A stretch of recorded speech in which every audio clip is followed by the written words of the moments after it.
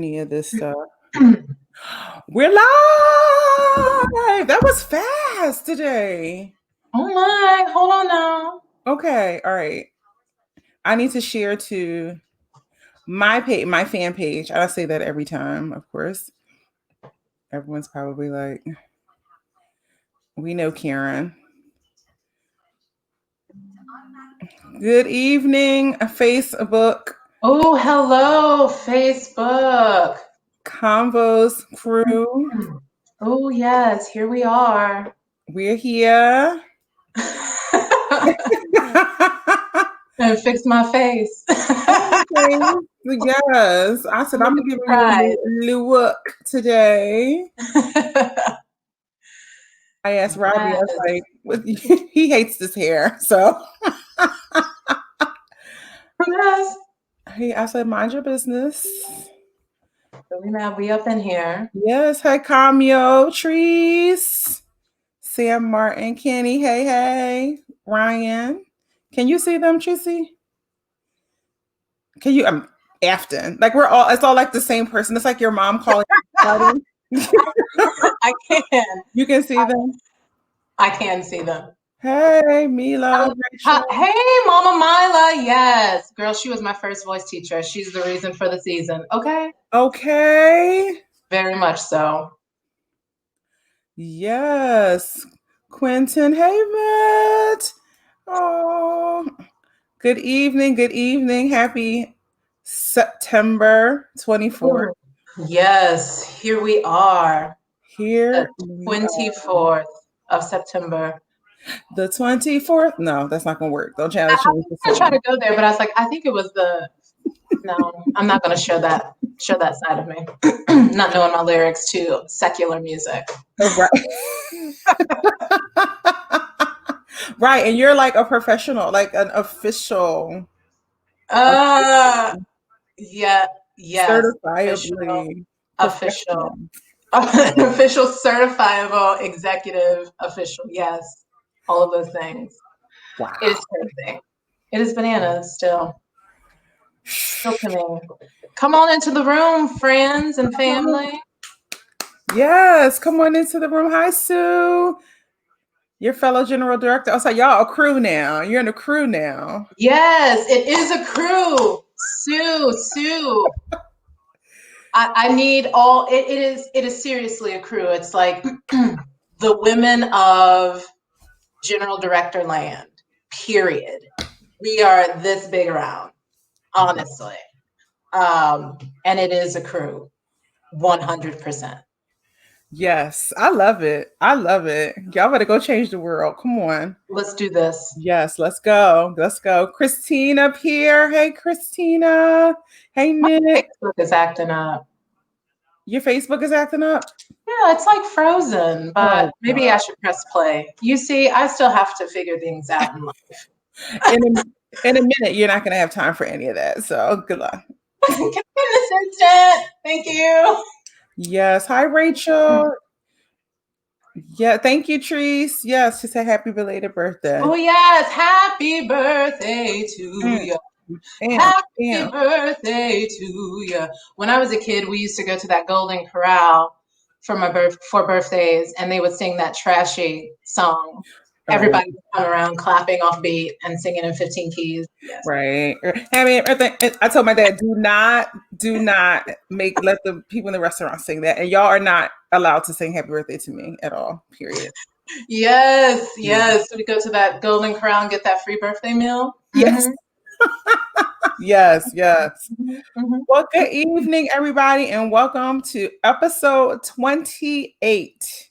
28. Congratulations. Of Kiki Combos. I mean, listen, I had a little moment earlier. I was like, oh my God, I'm going to miss it next week because I need to take a break and go like learn some music. Get back to my real job. Thank God.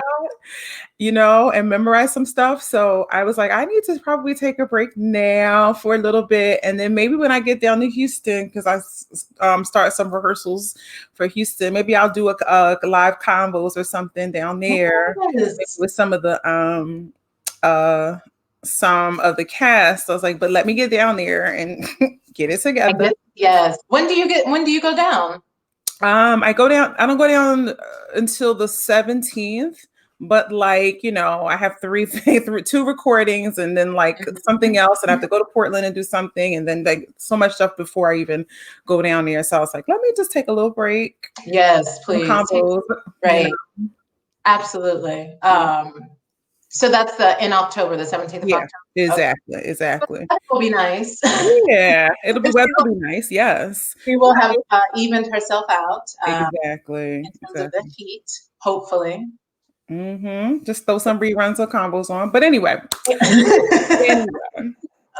Thank you all for coming into the room. Thank you all for always, every Thursday, many of you just supportive and consistent and everything. It's so wonderful. But ladies and gentlemen, I would love to introduce you to the new General Director of Fort Worth Opera, my girlfriend, my sister friend, Miss Afton Battle. Yay! Yes! Where is the champagne production? He is great. She's ready. You're ready, and he's like late. It's okay. We like a little dramatics. We do. But then we tell him 5 minutes ago. It's okay. That break went long. It was a long smoke break. I get it. Look, that's why I'm not trying to give any kind of promotionals, and you'll find these when you get into maybe Oregon. But this thing here, this Underwood, they have these just bubbles in a can, and then they have the rosé bubbles in a can, and rosé wine, Pinot Gris, some Pinot Noir, and it's good because it's a single serving. Yeah. Okay. Perfect. So I can have 3. I said 3. I can have 3. I don't have to finish a whole bottle. Okay. Yes. Our case production. Are you ready, production? Yes. We're not going to do that again. We just want you to pop the bottle so we can get the sound effect. Woo! Yes, I'll pour some more to top it off. Okay, come on, top it off, baby. Top it off. Thank you. Heavy-handed. Oh, a mess. Cheers to you, Afton, and your new position. We love you. And we got your back, girl. And I know you're going to change Fort Worth. You're going to change opera and just move that girl right on into the 21st century. And I salute you and all of your hard work and all of your sacrifice to get where you are. Oh, I'm so proud of you. Thank you so much. Ding, ding, ding, ding, ding, ding, ding, ding, ding. Yes. Cheers to you. I am going to take a drink. 1,000%. Thank you from the bottom of my heart. You are an incredible person, an incredible sister friend, an incredible supporter. And I genuinely am appreciative for you, Karen, as my sister friend, as my colleague. So thank you for everything that you've done, for bringing me to the table in all the different ways, and for holding me up. So thank you. That's what we do, baby. That's what we do. Yes, you are very welcome. So Afton, please tell the people who Miss Battle is, honey. The other Miss Battle. Well, the other Miss Battle. This is me. I feel like, I mean, here I am. So General Director aside, Afton was out there trying to do the thing as a young singer, and came out of school around the time of the economic recession, which was a challenge, and couldn't make that thing work for whatever reason, neither here nor there. And trying to get myself back into the arts, staying in music. And I knew that I wanted to do that in a way that had me in the house, right? That had me in opera. And I graduated my master's in 2010. And it took from then until now, literally 10 years for me to get a job in the opera industry. 10. Wow. Some people 10 minutes, it takes them 10 minutes, but it took you Yes. 10 years. 10 years, Wow. 10 years. At every turn, I tried taking internships, and they pay that much. Taking entry-level jobs, anywhere. I applied, all the places, all of them, and oftentimes didn't even get an interview. And so it took me this long. But had I not gone down the journey and down the path that I went down, I really wouldn't be here. I would not have met Angelique Power via our friend Nicole Heaston Lane. Hello, thank you, ma'am. And Angelique single-handedly changed the trajectory of my career. Talk about that. Yes. So there was a Forbes or maybe a Fortune 500 article that came out 4 or 5 years ago about Angelique Power. She's the president of the Field Foundation, a huge foundation in Chicago. And she was starting an organization called Enrich Chicago. And Enrich Chicago is a nonprofit organization when started to help to diversify arts administration positions in arts institutions in Chicago. And so I forget who posted that article, but I saw it, and maybe Nicole might have shared it.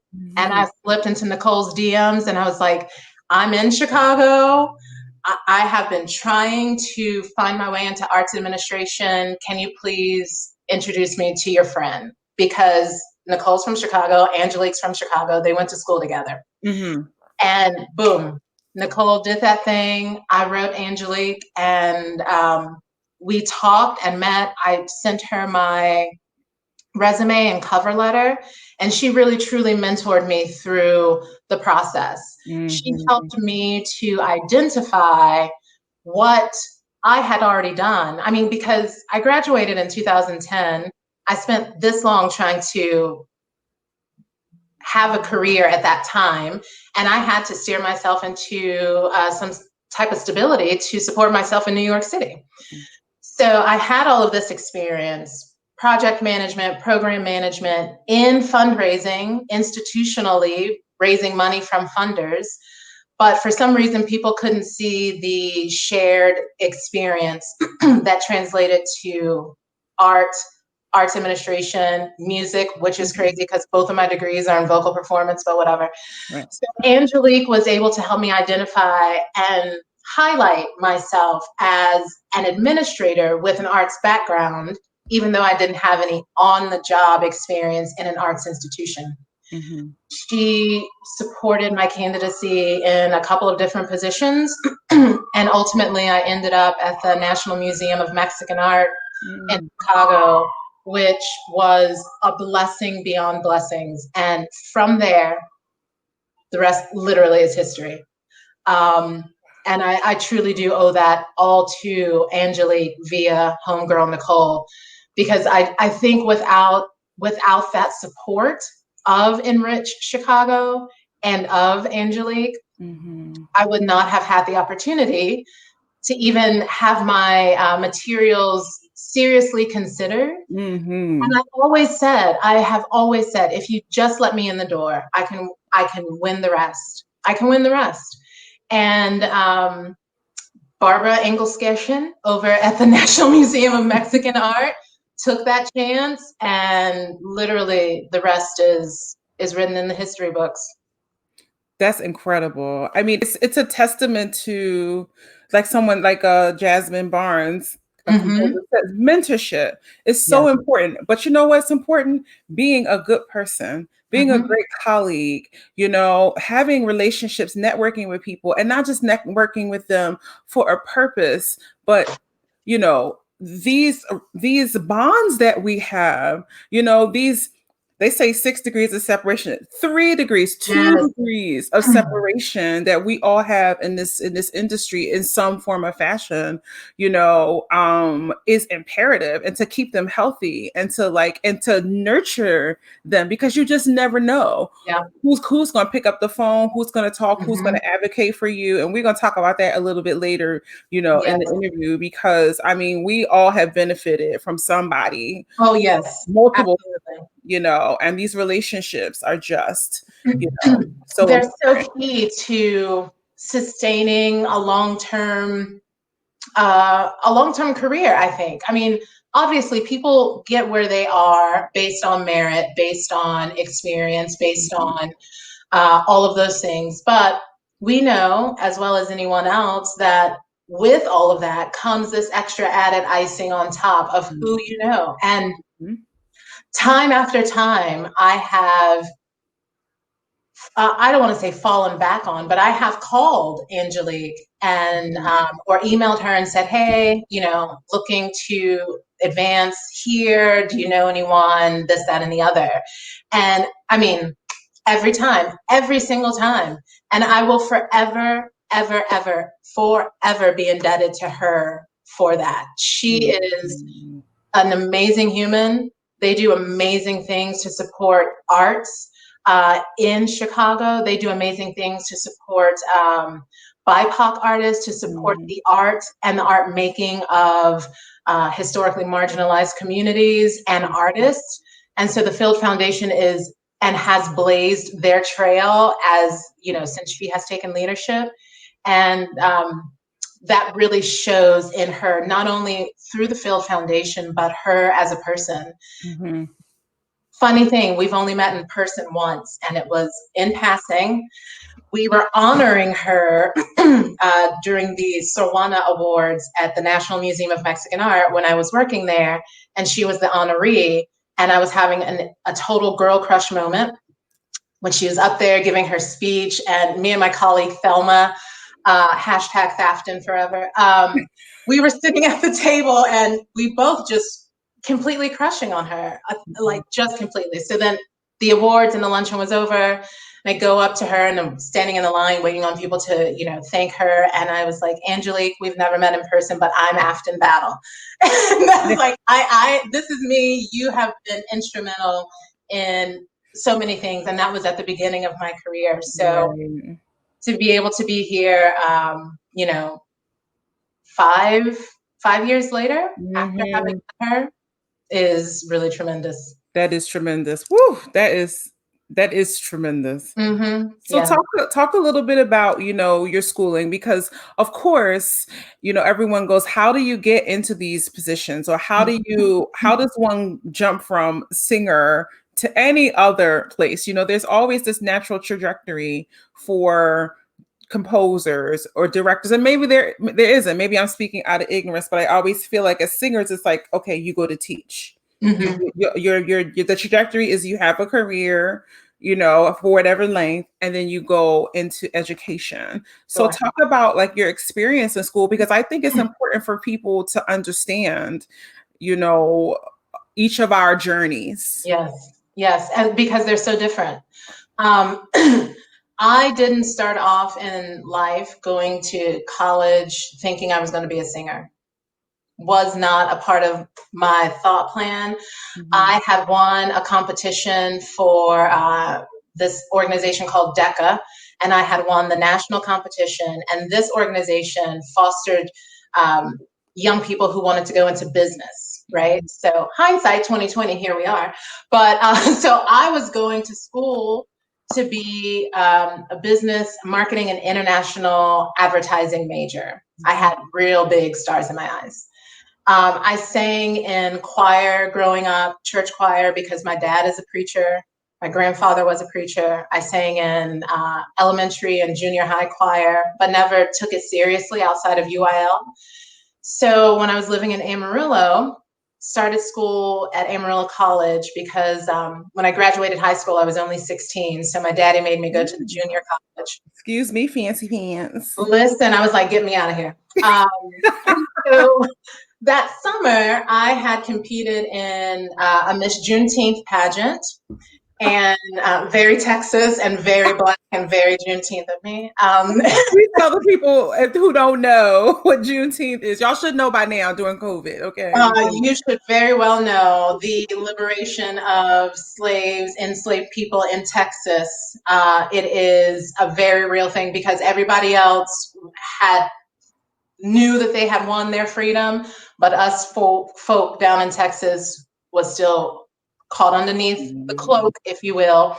So Juneteenth is the celebration of Texas enslaved folks' rights to freedom. Right. So that summer I graduated, I was in this Miss Juneteenth pageant and my talent was singing. So I think I sang some Whitney piece to the track, and it was great and grand. And Mila Gibson, who I think is on here watching, was one of the adjudicators.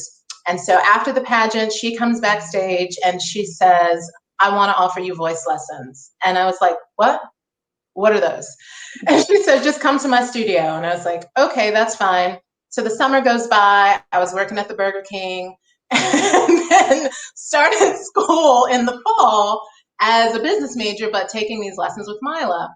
So Mila was on faculty at Amarillo College, but she was also the artistic director and general director, all the directors of Amarillo Opera. Okay. So she gave me voice lessons for free.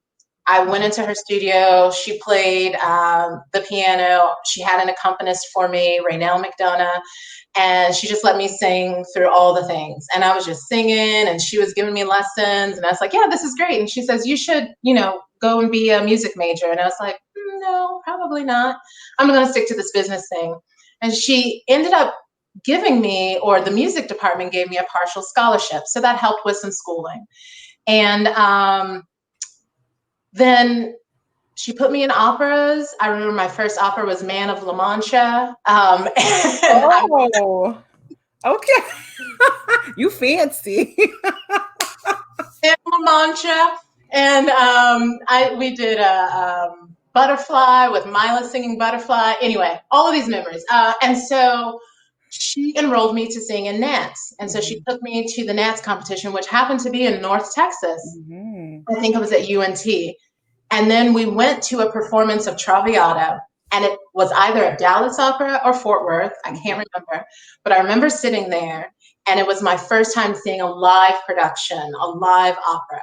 And the music was familiar from Pretty Woman. That was exactly how I associated it. Of course. And here we are at the end of the opera. She's hallucinating and she's, spinning around and, oh, joy, and then twirls around, falls flat dead on the floor. I'm mortified, but then also completely engulfed in this emotion. And we got back to Amarillo a few days later. I went to the registrar's office and I was like, I'm changing my major to music vocal performance. And then that was it. Started really from the bottom. Started from the bottom. Now we're here. Right. Started from the bottom. Now my whole team's here, right? Okay, we all in here. Yes. But I mean, truly, I had to start from rudiments, learning how to read music, learning how to do the very basics of things, because I wasn't in music in any kind of way. And everyone at Amarillo College really helped usher me through that. And then Mila retired, and I started studying with Mary Jane Johnson. Legendary Texas American dramatic soprano, honey. Legendary. Yes. And I was caught between this crux, though, because Mila was like, I can still offer you lessons or you can study with Mary Jane. And I was like, the loyalty, but then the legendary, thing.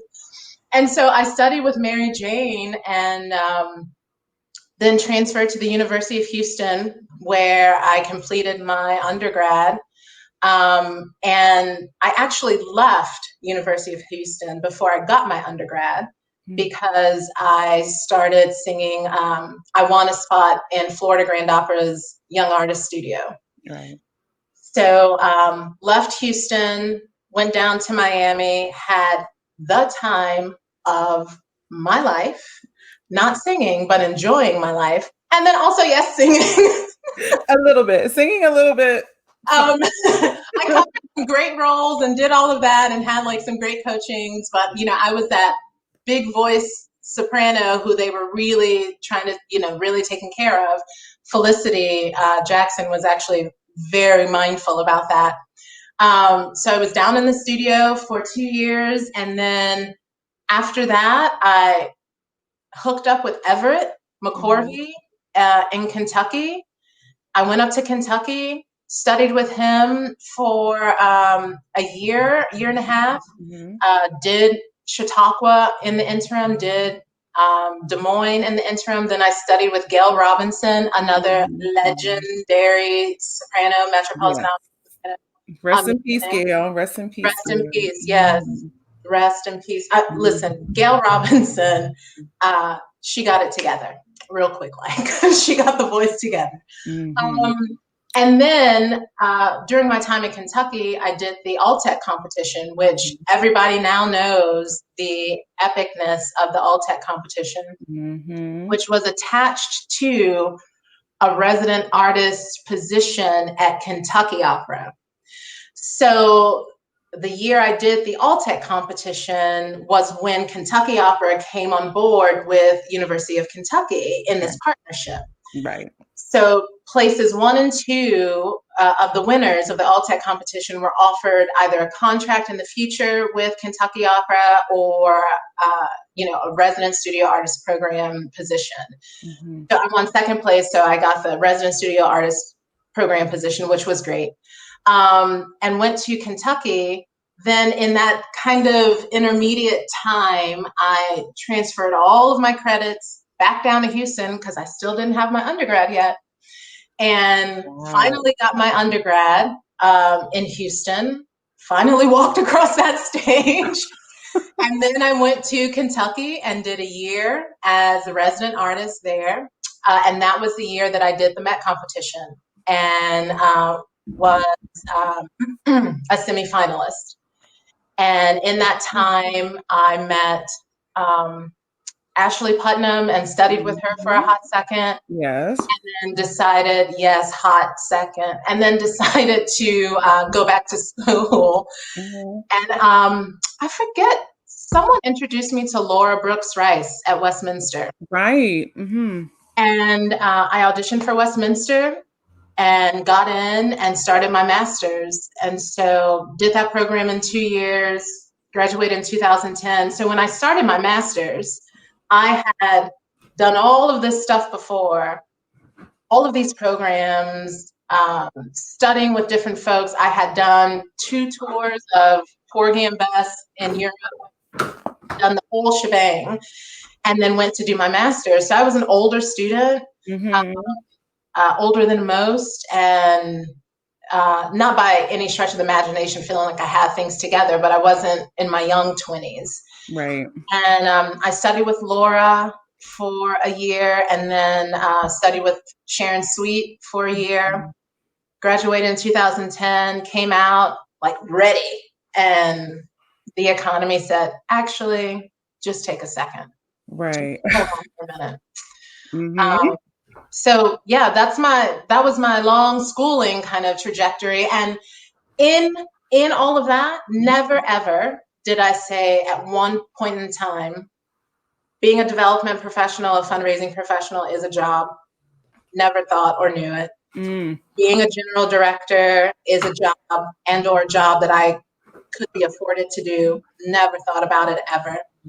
I mean, I knew what company manager and artistic, people were because I worked with them in these different various companies, but the path in which I have made a career for myself as an administrator, never knew existed until I got out of school, found myself in New York, trying to make a living and doing research and, saying, how can I take what I know and my experience as a singer and put that into something else? And I took entry-level jobs. My first real-world job was at Columbia University. A woman named Ann Bourne, who is a singer herself. I think she only hired me because she saw my resume and saw that I was a singer and that we Right. both had sung at some of the same young artist programs as young people. And she was like, yeah, come on over. And I mean, I started working at Columbia, and it was for someone who was on maternity leave who ended up never coming back. So I was able to build skills and a skill set of administration in this way that I didn't have coming out of school, because all I knew how to do was to be a singer, turn on the computer and write an essay, like that was it. I didn't know these other things. And so with Anne hiring me in Columbia, I acquired these skills and was able then to grow from there, and found myself at Bank Street as an administrator, as a project coordinator, and then a project manager, an assistant project director. And that's when I started writing grants. And learning how to write grants is a huge asset to anyone. Personally, as an artist, to write grants for yourself, to find funding, and then as a job, I learned how to write grants on huge federally funded programs. So I was writing multi-million-dollar grants for the U.S. Department of Education, big programs coming out of the Obama administration, and then for the state of New York. So doing all of that and all the red tape and bureaucracy with federal funds taught me how to write grants. And it was through that I started researching, and I was like, well, what does this mean, like in the grand scheme of things? And I was like, oh, it's fundraising. What is fundraising? Oh, it's all of these things that we do as artists, and that I did as a young artist, by being in the rooms at concerts, at events, going to galas, talking to donors, advocating for a company, and being an advocate, for them, and talking about the show, and all those things that we do as young singers. And I was like, oh, I can do that. I can talk easy.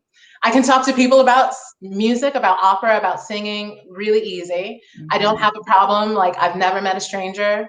Totally fine. Like, let's do this. And that was in that moment of learning how to write grants and doing my own research, was what steered me in the direction of arts administration, development specific. That's fantastic. Wow. Okay, there's so much for me to unpack in that moment. First is we need to revamp our education system in the universities, in the conservatories, in the high schools, in the middle schools, in elementary school. So the whole system completely needs to be uprooted. That's the one thing I got from that, which we already know. Second, it sparked a thought in me about when I do outreach, because I have so many friends who teach in the public school system, and they always, they used to ask me often, come and speak to my class about opera.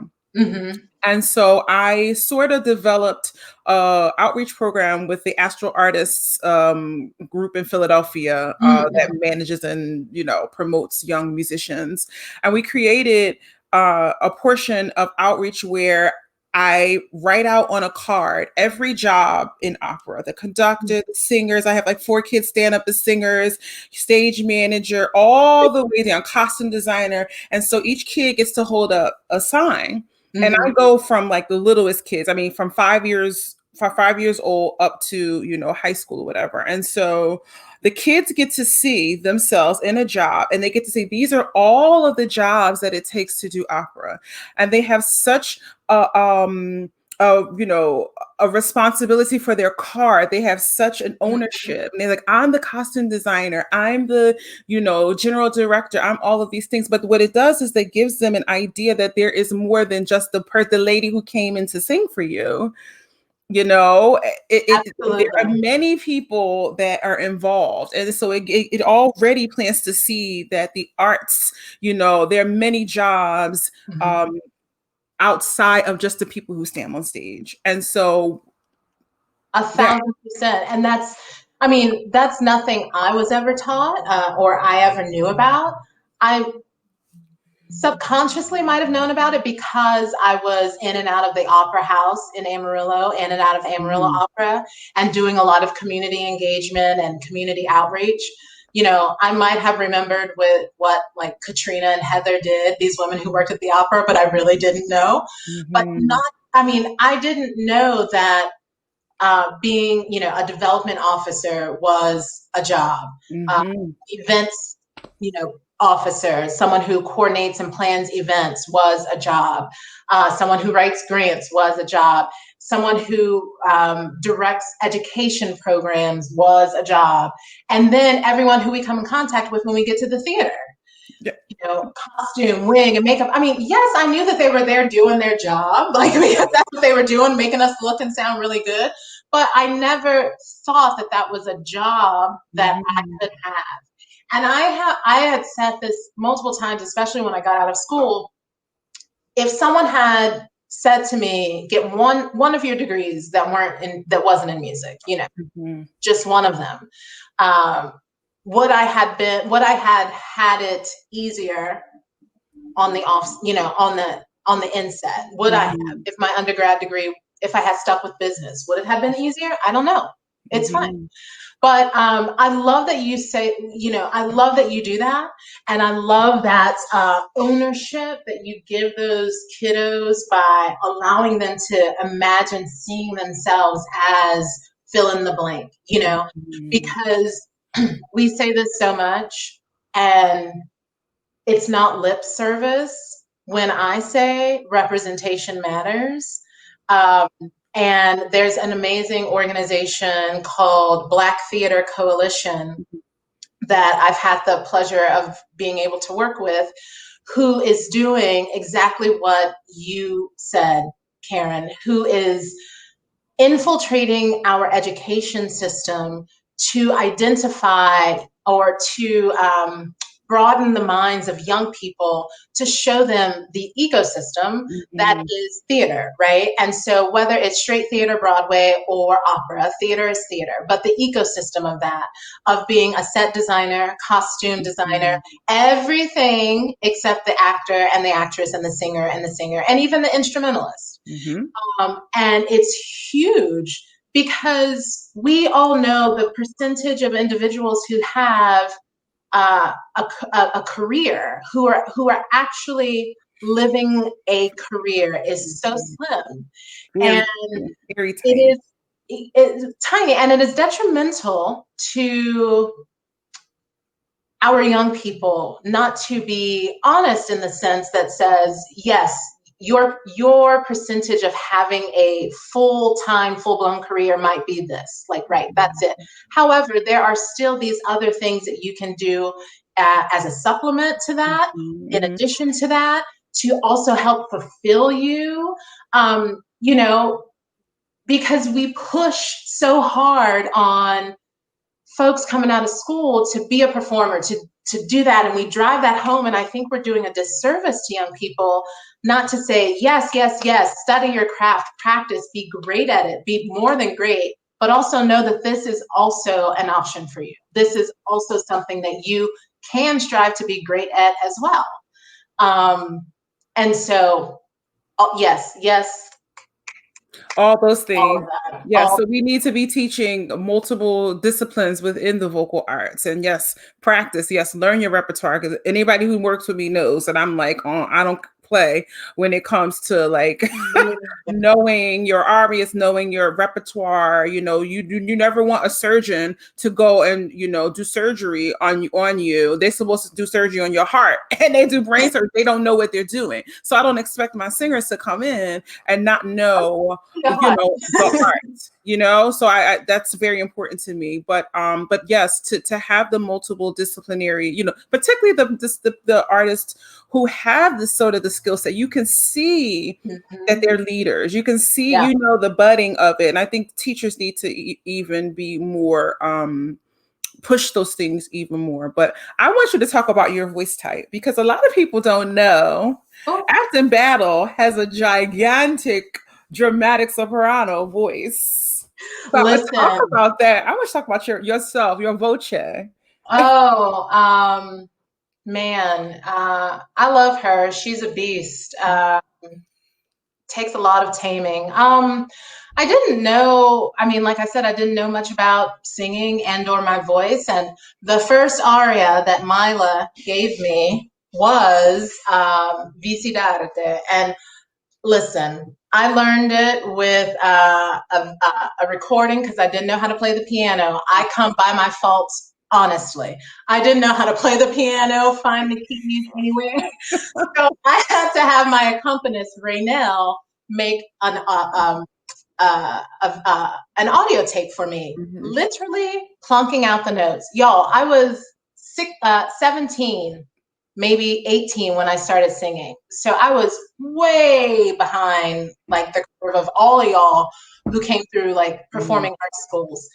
So I would get in the practice room with this tape recorder and I'd listen to it and I would sing and match the pitch. That's how I learned the majority of my music until I learned how to play the piano. But I loved Vici d'arte as a 17-year-old, and I would want to sing it everywhere, and I would definitely sing it flat because the voice was like far too unruly for it. But I loved it, and Mila would tell me she wouldn't come down on me for singing off pitch. She'd be like, "You sing it so passionately, like with so much passion.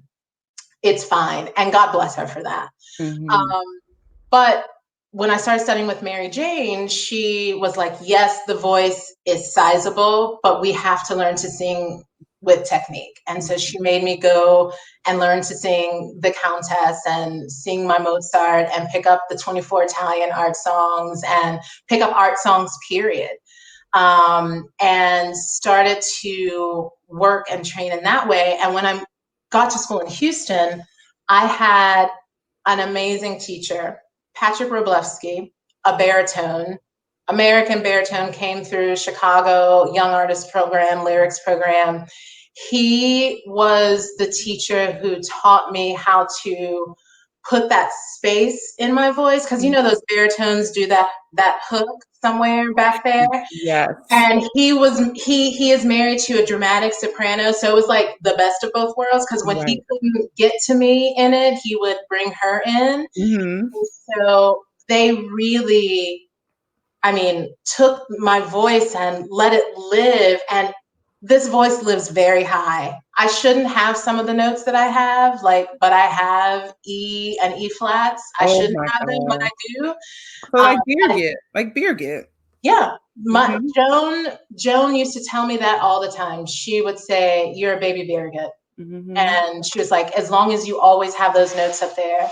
And another person that I worked with who understood my voice, because not everybody I worked with understood my voice. That's all I'm going to say. Patrick understood my voice. Mary Jane, Mila, they understood my voice. Joan understood my voice. And Barbara Quintiliani understood my voice. BBQ baby all day. Listen, I was in school in Houston when she was in the HGO Young Artist Program. And she was in it the same time as Josh Wintergrade and Laquita and Nick Pham, all of them. It was like the golden years for me. And they sang a concert at some church in Houston, and she sang, I think it was Tu Que Dijen. Probably, yes. And honey, I was like, I don't know what the rest of y'all just sang, but I'm listening to this. Barbara Quintiliani, that's a legendary throat. A throat. Okay. Yep. And I met her a summer in Chautauqua. She was singing Suor Angelica, and I was in the chorus, and we like gelled like this. And I would go up to Boston and study with her over the summer. Her and her husband Stuart, and she opened this voice up even more. I say that she gave me that upper register, like that E flat, maybe an F on a good day. Wow. And she just let it. She let it ring, but she also put it in this spot that was high on the shelf and almost piercing in a way. Man, this is making me miss singing. Well, I can't wait for your company to hear you sing. Someone told me that, and they said, Yes. now they can, just she said now they can offer you as a fundraising package. And I was like, well, honey, if I can raise 25,000, 50,000 for the company by giving a recital, then let's go. Let's go. Let's go. I love it. Yes. Yeah. So, I just wanted the people to know that, you got, when y'all do Torn Dot, Okay. okay. That's, She's my girl. yeah, I know. That's the way for you to save money and just sing your one role.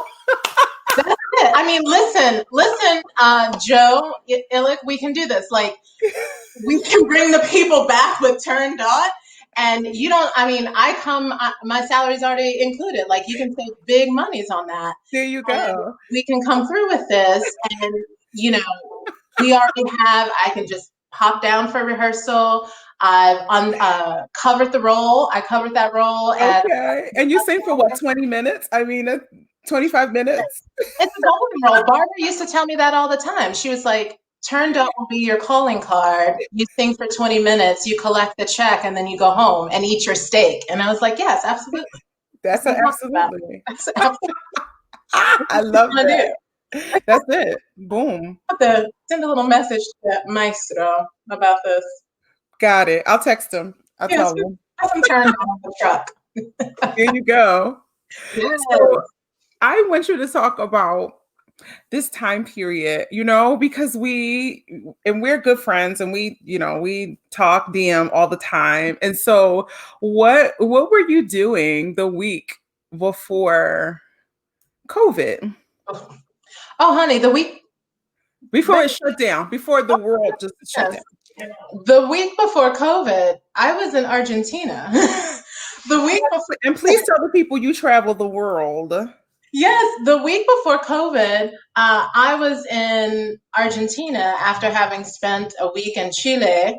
I was in Argentina and living my very good carnivorous life, eating all of the steaks in Argentina. It was the end of February in Chicago. I was like, get me out of here. I need some sun in my life. Mm-hmm. So we went to Chile, we went to Argentina, we went to Uruguay, and came back. I was literally at work a week, and then COVID hit. And when we were coming back from Argentina, people were in the airports wearing masks. There was that like kind of talk about it. And I was like, should we be? I'm not sure. Like, I don't know. Mm-hmm. Got back, started going to work. That very week, it was go home, take all of your stuff. We're gonna just ride this one out. Mm-hmm. And I never saw that office again. Never saw it again. It was,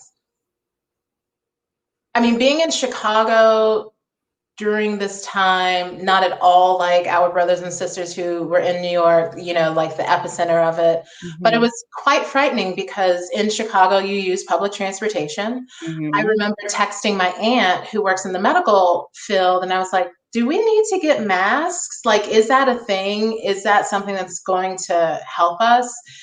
And she was like, yeah, maybe. And I was like, well, the thing is we take public transportation everywhere. So, you're walking through these scenarios in your mind, and it didn't matter because we didn't even get a chance to put a scenario in place because they shut it down.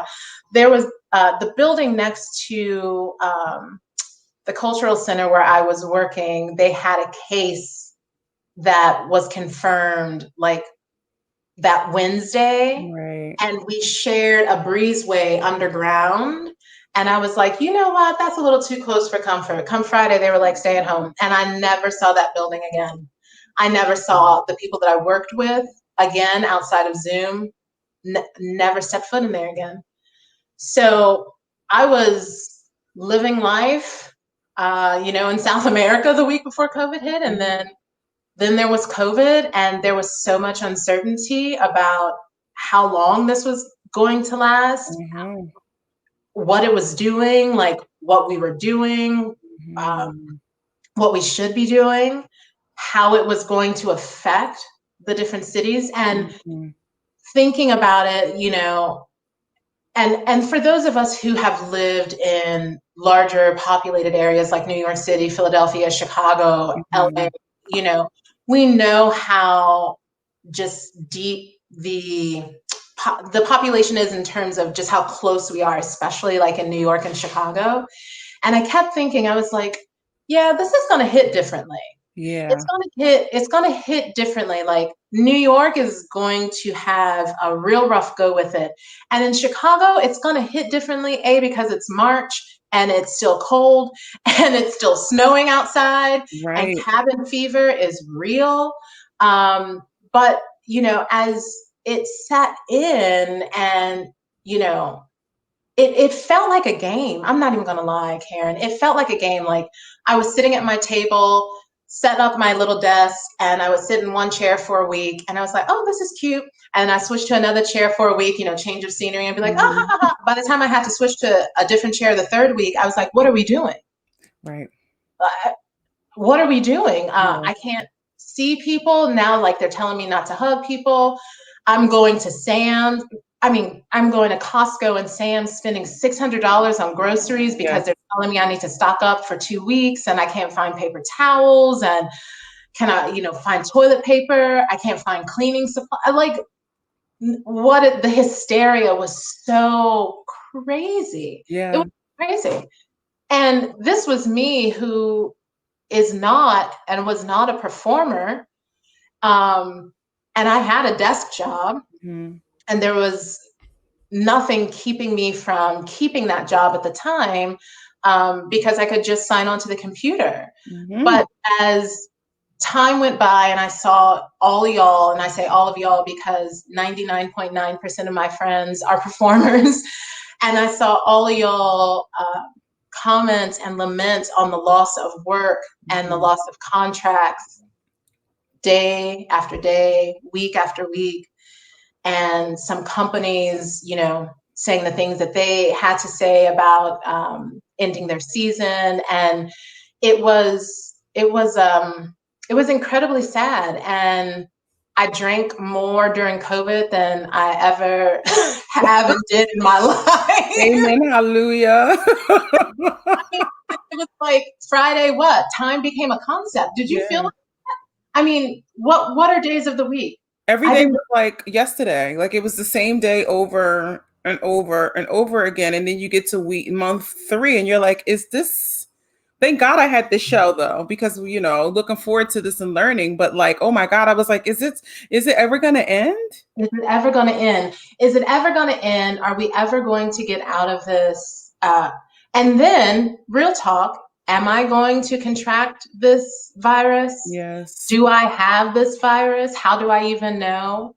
And then, as you start to think, longer term, will I ever see my friends again? Will I see my family again? Mhm. And, for people who live far distances from their friends and family, Mhm. the answer was no, and is still no, and was no for a really long time. And, it just, COVID has tried and tested us in a way that nothing else has ever done and will ever do. It's tried Mhm. and tested relationships. I'm sure people are separated and divorced because of COVID. They said 34% of divorce, up 34% divorces. Listen, also, you take into consideration young people who, and older middle-aged folks who live in a home with someone who's an abuser. Mhm. The domestic violence rate during this time skyrocketed. Yes. Um, And when I say like COVID hit differently, I've said this over and over. COVID hit differently in Chicago, like nobody's business, Mhm. because this city, as great as it is incredible. We all know this. It's Mhm. segregated, and the Mhm. disenfranchisement of the Black and Latino and Indigenous communities is huge. And COVID exposed that in Chicago, I think, like no other city. Yeah. Black people were dying in this city, contracting the virus and dying in this city at alarming rates. Then the Latinx community started contracting the disease and dying in alarming rates. Healthcare resources non-existent. And then we come to schools and see, this is the thing. Last year around this time, CPS union, the teachers union, was on strike. And they were on strike for a month plus. So these kids were not in school this time last year for a little over a month. Wow. Because the teachers were on strike. So they already had a shortened academic year. Right. Then here we come to COVID in March. They go out of school. And then this is the thing. And this is what this country has to address. And on election day, we all ought to be where we need to be to address this. Is the holes in this system. The infrastructure of our education system is not broken, it is just non-existent. Because these babies here go home, do not come to school, but go to school online. They don't have computers, they don't have internet. If they do, it's probably not reliable. It may not even be validly theirs. Let's just be right, of course. They may not live in a home where a parent has the option to stay home from work and can be there to help them through school, to homeschool them. They may live with an older generation family member who may or may not know what a computer is. You know, so it's like all of those things were laid out bare on the table in Chicago. So that aside, okay, summertime hits. In a regular summertime, Chicago's violence, gun violence and deaths and shootings is already unbelievable. And it is truly all gang related, I believe, and it is seasonal, and it's crazy. It is seasonal. So in a world of COVID, you have folks inside, no jobs, unemployment, right? No jobs, no resources. Then Breonna Taylor is murdered. Then George Floyd, sorry, let me go back. Ahmaud Arbery is murdered. Breonna Taylor is murdered. George Floyd is murdered. We hot, we mad. All of that built up anxiety. Then the weather starts to get warm. We're still in a COVID. Auntie Lori's not letting us outside, really. And it just explodes. It just explodes. And it is like tripped off by protests that are peaceful and fill in the blank, right? And the moment that we got some freedom and could go outside and people started gathering, you know, having cookouts and stuff, I mean, just the explosion of violence, and it was magnified because of COVID and magnified because of the loss, such great loss of everything, of so many things, loss of life, loss of freedom, loss of money, loss of sanity, loss of loved ones. It was just, you know, it was so many things. And I said over and over, I was like, this COVID, it hits differently here in this city. And, you know, like any other city across the country that experienced protests, also experienced, you know, some protests that were not so peaceful. Right. And the destruction of property, which I'm like, it's property because the destruction of life, we've lost lives. You can rebuild a building. We cannot bring these individuals back. So anyway, it's been a really interesting ride in the COVID. And I have to say, as you said, thank God for your show. And I said this to you before we came on. I truly thank God for your show because it has given us something over these last, what did you say, 28 episodes since I think we were like, our first show was like March, the end of March or something like that. Baby, it has taken us through springtime, summertime, when the living is easy. I mean, it has taken us through and given us something to look forward to.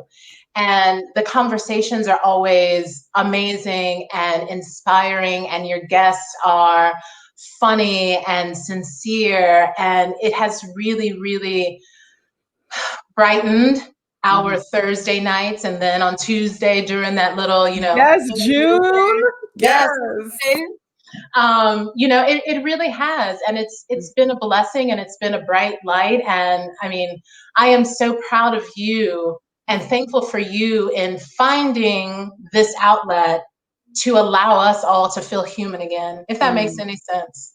It does. It does. It does. And everyone knows that I am forever grateful for everybody who comes and shares and likes and comments, and the Combos crew forever. Yes. It's like the Combos crew forever. All of that on top of it, like lost of like legendary people, and it's just like 2020. Girl, sat down. But I will say this, for as destructive as 2020 has been, it has also been a year of rebirth. It has been a year of planting. It has been a year of planting and harvesting and watering. And now those seeds that have been planted and harvested and watered are growing. Yes. Oh, yes. Oh, Yep. yes. Listen, I keep telling people this is the time. If you wanted to do something, or you wanted a dream to come true, or you wanted something to happen, this is the time. And 2020 is not over. It is not over. It is only September. Oh, yeah. Boom.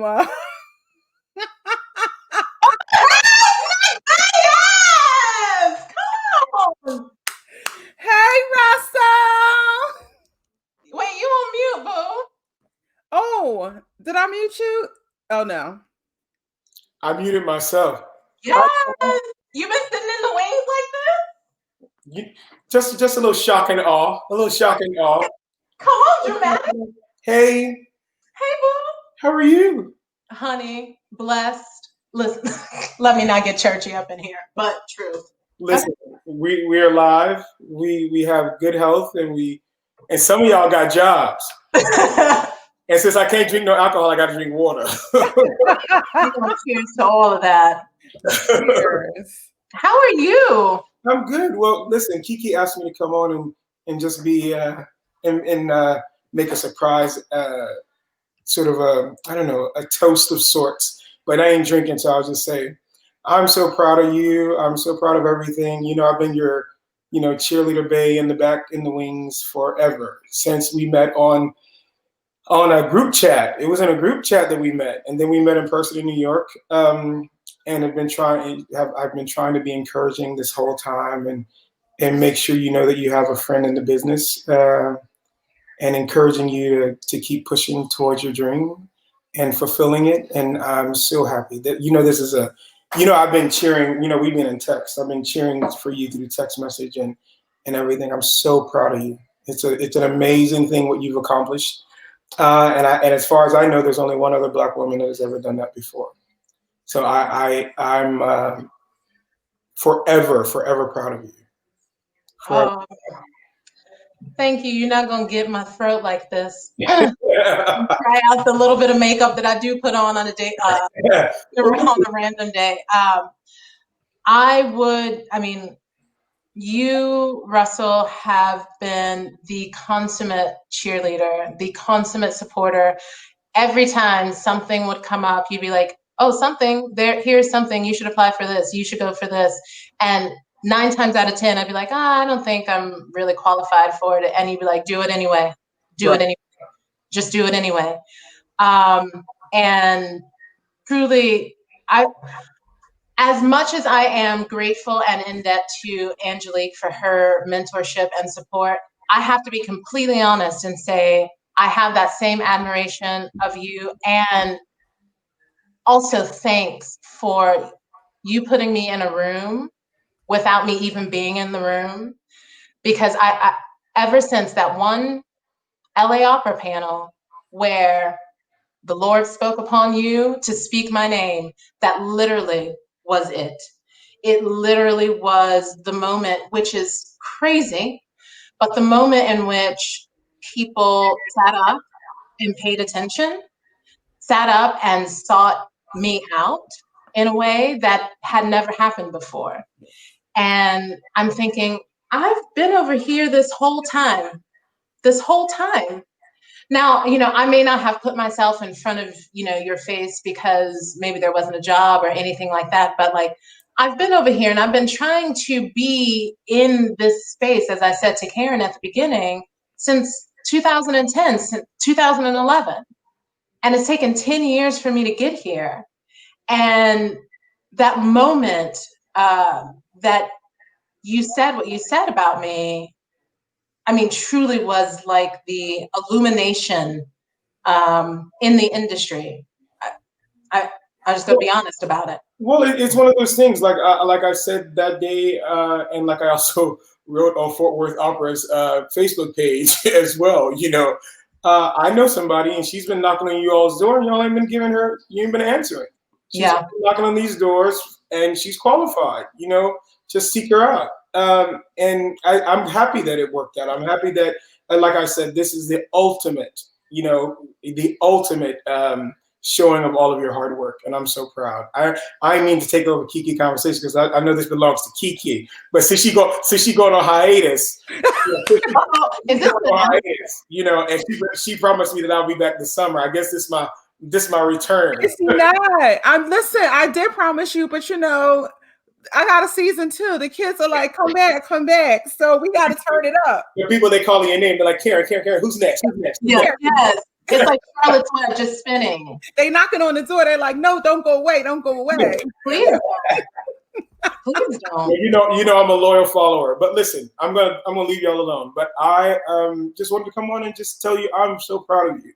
Congratulations. I know you're gonna do amazing things in Fort Worth. And like you all said all night, advocacy is an amazing thing. And you both know that I'm that person that's advocating for my people. I'm always, every time somebody says, hey, do you know somebody? I'm like, Karen, do you know somebody? Afton, do you know somebody? This person, every single time, just to make sure that they, even if they're not thinking about y'all, some of them know y'all already. When I mentioned Karen's name to somebody not long ago, they know Karen. They know Karen's phone number, but for whatever reason, they didn't pick up their phone and call her. But sometimes it takes somebody else to just say a name. She know what I'm talking about. It's true. And do. Right. As Karen said earlier, advocacy for each other. And it took me 10 years where it has taken some people 10 minutes, 10 seconds to do and get where they are. And it is so important, mentorship, guidance, leadership, and listen, sisterhood, because I tell Karen all the time, you are my sister friend.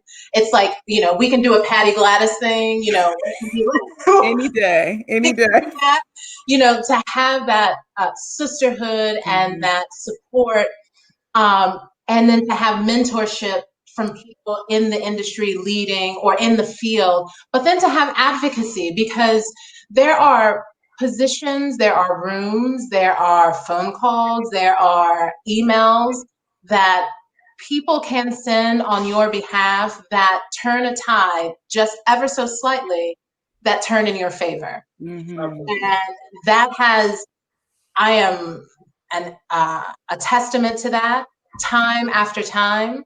And you, Russell, and your advocacy, and even just your support in driving me to do these things, driving me to put my name out there, driving me to make myself known. And time after time, whether I was turned down or not even thought about or given a fake thank you for your time when you didn't even actually give me your time, I was like, y'all, we can do better. But anyway, but having you as that supporter, you and Karen and Kenneth and Patrice and Adam and my best friends in LA and my best friend in Georgia and my husband, to say, like, you got this, keep doing this, keep doing this. And even in this time when I was going through the process of the interviews, for Fort Worth, I have to keep pinching myself because never, ever in a million years did I ever imagine that I would be in a position where people would be listening to me talk about what it is that I do, that I'm passionate about doing, and it be for an opportunity that is, game changing is not even it. It is historic. I did an interview just recently and someone asked me, if there were any other Black women who were general directors. And I said, one that I know of generationally. One. And that is one too few. And to be number two, I gladly would be number two to her one, I still wake up and I'm like, this is my job. I have this job. I won this job. I was not handed. Let me catch myself. They ain't give you nothing. They ain't give you nothing. You earned it. I was not handed this job. I had to win. I had to win this job. And so it still is twirling in my mind. Honestly came by this job in an honest way, by my qualifications and my blushing, dashing personality. But honestly came by this job that way. And not many can say that. They came by this job. Uh-oh. Hi. This is like the series finale of the Cosby Show or something. You know I love you because I'm here with no fache on. No, nothing. Karen was like, girl, you got to roll up. And you know how much I love you. You've been my roommate. Yes. We've been through the first jobs together. We've sat next to each other in choir rehearsals and said, girl, what is this? But I am so proud of you. I can't. When you sent me the text and you said they have offered me the job, I couldn't really text you back because I got full because I knew how much Russell and Karen and everybody else had poured into you. And I knew how much you wanted this job. I'm so excited for you. Yes, Black woman. Yes, Black woman. Listen, I love you, Patrice girl. and I were sweating in all the places down in Hungary one year when it was like 110 degrees. We were doing a Porgy and Bess outside. And I was like, yeah, and they weren't feeding us. I mean, we were getting like pea shoots. And I was like, what is this? Do they know who we are? This will never work. No, not here. Listen, Patrice put me on lock for so many opportunities. Again, another person like of the bag that has your back, that recommends for jobs, singing jobs, recommends for regular office, like regular jobs. That's it. I am so happy to see your face. I know. I miss you all. I want to squeeze you all. And I know. Trees, Russell. I know. It's so horrible right now. It is. I saw my parents when I was down in Fort Worth because my parents live in Fort Worth, and they both had the COVID, and it was tough to watch them go through it and not being able to be down there. And then when I did go and see them, it was still like I have to like keep this distance because y'all are not testing negative quite yet. But then when I went down to Fort Worth the beginning of this month and saw them and finally got to hug them, child, I never hugged my mama so tight before. All right. Y'all gotta get off my show. Listen, You ain't got to go home, but you got to get the. I love you, Black folks. I love you. I love you all so much, Karen. And Afton, and Patrice, you too. It's so good to see your face right now. Yes. But if you ever need me down in Fort Worth, you know my number, girl. You let me know. I'll be there to help in any way I can. I love that. I love you. And I'm going to be calling you all of y'all. All right. Bye. Good Bye, night. y'all. Good Love night. you. Love y'all. Love you. Look at you. Yes. Look at the dramatics. The I know. surprises. Yeah. I done got all. The season finale. Anyway, so talk about what your idea is. Well, first of all, I mean, I want to ask some fun things, but Yes. just talk a little bit about Fort Worth Opera and what you were, what's going on down there. What would you love to see down there? Because that's one of my favorite places. And they love Kiki down there. They surely do. Let me tell you. I was speaking to someone today about it. Coming up in Amarillo, I knew about Fort Worth Opera. It was always, the opera company that was like one that you would strive to audition for the McCammon competition, for the Young Artist Studio. And it is a jewel of an organization, almost 75 years, a historic organization. And the city of Fort Worth love it. And first of all, if you've never been to Fort Worth and or have seen Bass Hall, come on down when we can get back in the hall, because that hall is just tremendous. And so things that I am passionate about is what drives me in this role. And that for me is education, community engagement, audience development, and good, wholesome, good singing and good opera making. And in that, not even like in tandem with that, but within that, in the DNA of that, is elevating the company's level in terms of equity and diversity is such a buzzword, inclusivity is such a buzzword, but representation, community representation. And it is totally not lip service. And I have said this over and over again. So our education team, Children's Opera Theater, Sharan and her team are amazing.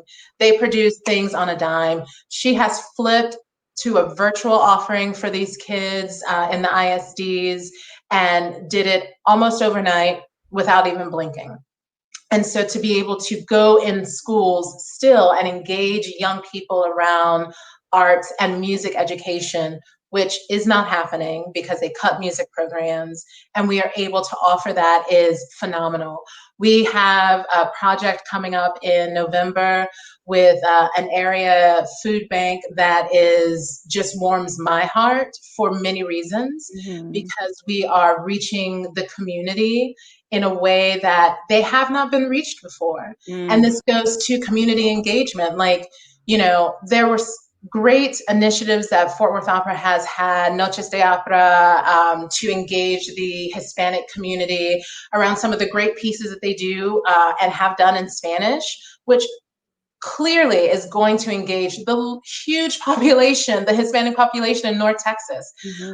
But it's like the follow through on that. And, I want to engage the communities who we love and support us, the communities who have by far always historically been marginalized. And it is one thing to say, I'm going to engage the community by offering some quality performances or some quality productions. That's one thing.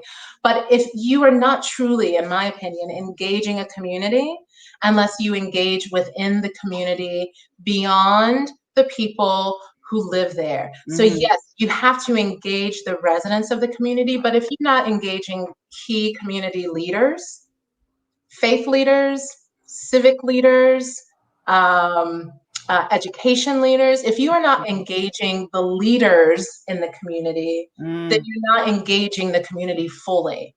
Because you can come in and plop down, anything and offer it to the community, and they will take it and they will love it and you will love them. But until you sit down in a room and engage with key stakeholders in a community, you're offering lip service, because those key stakeholders in the community will be the ones who allow you to embed yourself within the community, like deep within the community, laying down pillars, setting down like stakes in the ground, and then everything else built on top of that has a foundation, which never should be broken.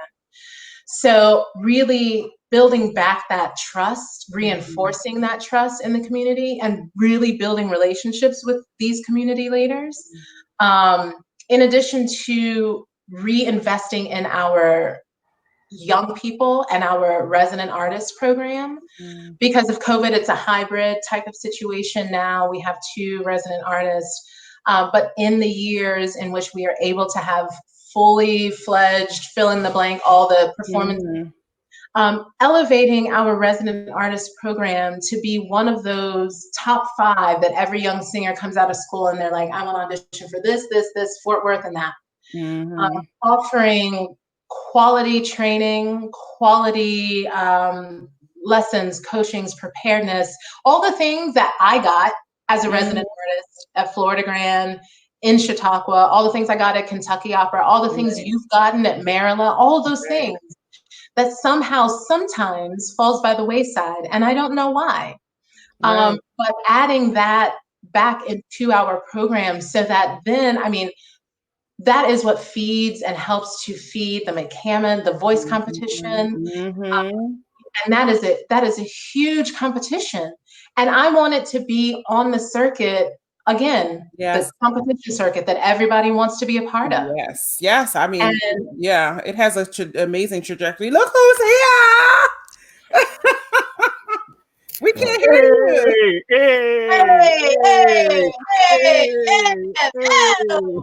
Hello, Kenneth Overton. How are you, boo? I'm great. How are you? I'm better for seeing you and knowing you got this job that's going to change the world, baby. Yes, honey. Trying bit by bit. Listen, we are so proud of you, and we are going to be the wind beneath your wings so that you can soar mightily. Thank you. It's so good to see you. It's so good to see you too. Outside of the DM, it's like, this is it. Right. Listen, I was watching your production and birthday honoring Jesse Norman, and I was like, you know what? If we all did a fifth of what Kenneth is doing right now, like how mighty would we be? Just all of us, just do a fifth of it. Listen, I'm trying to do a fifth of what Karen is doing. She makes me absolutely exhausted with all the work she's doing. Listen. I was like, I don't have enough room to announce all of this. At all. I'm just like, show me the way, ma'am. Show me the way. Please. We all just doing whatever comes. We just grab it, right? Okay. Grab it. Right out of the air. And doing the best we can with it. Absolutely. What's next for you? Too many things. And the folks going to be upset about it, but I can't wait. They're going to be big mad. Listen, they're going to be this big mad. Like, so get ready. My next goal is to get Joe and Kamala in this White House. But after that is what we are working toward. Yes, all of us. Get somewhere and vote. Register yourself. Know how you're going to vote. Make your plan now. Get a plan. Know if you're going to request a ballot. Know if you are going to do a mail-in ballot. Know if you are going to go to the poll, and be ready to follow through with it. Do it. Make your plan now. Like y'all plan those cheat days. Because listen, I plan my cheat days. Plan your vote day. Yes, indeed. I know about them cheat days and that Jenny's ice cream. I'm just y'all mess. Listen, Fort Worth, get ready, because Afton knows where and how to find great food. Bless. So prepare thyself for eating Prepare good. thy waistbands. Prepare. All my cheat days were around Jenny's ice cream, which she turned me on to this summer, and it got me through all the depressions. When the kids were down in St. Louis, Pappy's, baby. Where did I tell you to go? Pappy's. Pappy's in St. Louis for the rib tips. Yes, Pappy's. I steer nobody incorrectly when it comes to food. I waste nothing. Listen. This is what I do. This is what That I was do. that was the year before my 90% veganism life, but it was worth it. All of the ribs, all of the ribs. I can still taste them. I Yes. would go stand in line for those ribs right now. You Yes, did. indeed. You always said that. Yes. Yes, it was well worth it. Well worth it. Listen, is Fort Worth ready? Are they ready for you?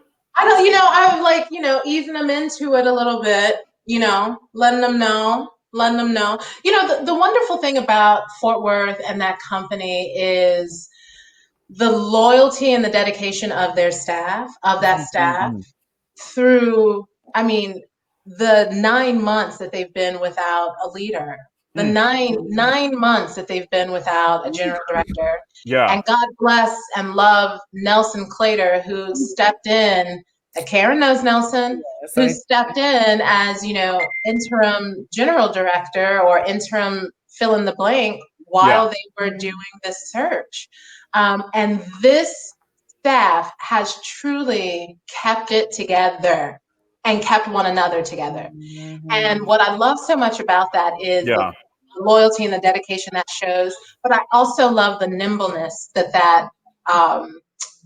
demonstrates, the nimbleness of that organization and that staff to fill in where needed, everyone filling in, and to take up the helm. And so with that, you don't have people who are rigid and I only do this and I only do that and don't ask me to do that.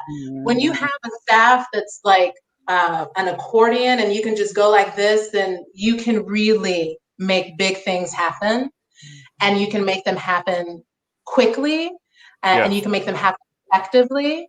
And everyone is so eager to do that. They are so eager and so hungry. And I'm like, let's do it. Let's make waves. Let's do this thing. That's a lesson for all you companies out there. You need a supportive staff that's nimble and can roll with the punches, and that's supportive, Absolutely. And who want to do the work and who want to be led, and guided and supported. And what I told them was, I was like, look, I want to give you the agency to do the job that you've been hired to do, because you've been doing it for this long. And I'm not going to stand in the way of you doing what you've been doing. I want to only help you and support you in doing that. I want to be the web builder of the infrastructure to help you to do that. I'm not here trying to take any type of roles and responsibilities and like do all of that. I want y'all to be great. And in order for y'all to be great, like, I need to be out there and be great. And they're like, okay, let's go and do this. Let's go and do it. I heard everyone was talking about food. And so hey, yes, come on through, Adam. Yes, Adam. We are family. Hey, I saw your name, sir, recently, but I'll keep that to myself. Oh, yes. Hey, Adam Boo. Y'all, Afton is the only reason that I'm not still left in Amsterdam to this day. Listen, I was just about to say, Adam and I met on tour. Eating. And when I tell you this thing here, I'm 6'2" and of Rubenesque build. And Adam is 6'1". 6 foot. Yeah, I'm 6 foot. We did a bus and truck, a Porgy and Bess, 2 months. It was a long stunt. And someone put the 6'2" and that 6 foot person as seat partners on a bus from Geneva. No, we were going to Amsterdam. We were going from Amsterdam to somewhere else. I was like, you guys, can I sit with Brandy? She's like 5'2". Right. You don't put all of this next to all of that. So what had happened was we had a bus call in Amsterdam. We were going maybe somewhere in France, maybe Toulouse or something. I called it the Star of David tour of France. All over the place. We crisscrossed all over Europe. And Adam was my seat partner, and you were kind of responsible for that person. So we we had our call for the bus, and people were trying to get their breakfast. You know how we do with that free European breakfast that's always on point. And we get on the bus, and I was like, wait, Adam, I thought I saw Adam in the lobby. Anybody? And honey, the bus maiden was like, oh no, we leave. And I was like, wait, no. Wait, hold on. I swear I saw Adam downstairs. Who was his roommate? And I forget who your roommate was, but I was like, he was downstairs. I won't say that person's name tonight. Tell it. Almost left me. Tell it. Almost I left know. me. And literally, Afton is the only reason that I'm not peddling in Amsterdam to this day. This is Convos. We want the tea. Listen, I was like, Adam! And what happened was he got that free breakfast, got a little sleepy, and took a nap in the lobby and missed the call. And I was like, sir, you got to get up. Come on. And listen, that's what friends are for. All right, I gotta finish my interview. Y'all gotta get out of the room. Bye. We love you. Bye. Congratulations. A mess. It's a mess. Yes. Bye. See, we do surprises. So we're gonna keep this thing moving. Cardi, Nikki, or Meg? Meg. Pound Meg. And we know that B and Lizzo are like, I mean, they're everything. So I almost wore my Beyonce shirt, but I had to not do that. Right, exactly. That's okay. Right now it's for Brie. We got to hold it down for Brie. Mm-hmm. But I know, say her name, and not forget. Yes. Vote. Okay, I love that they came on. That was so last minute too. You better go ahead and work it, talk show. Come on, I got tears. I gotta give me some tears. That's the goal. Yes. Okay. So fun facts. Favorite artist, non-opera. Not B. I was gonna say. I know, because I know you in the Hive Heart. So Emily King. Yes. She is an amazing soul R&B singer, songwriter.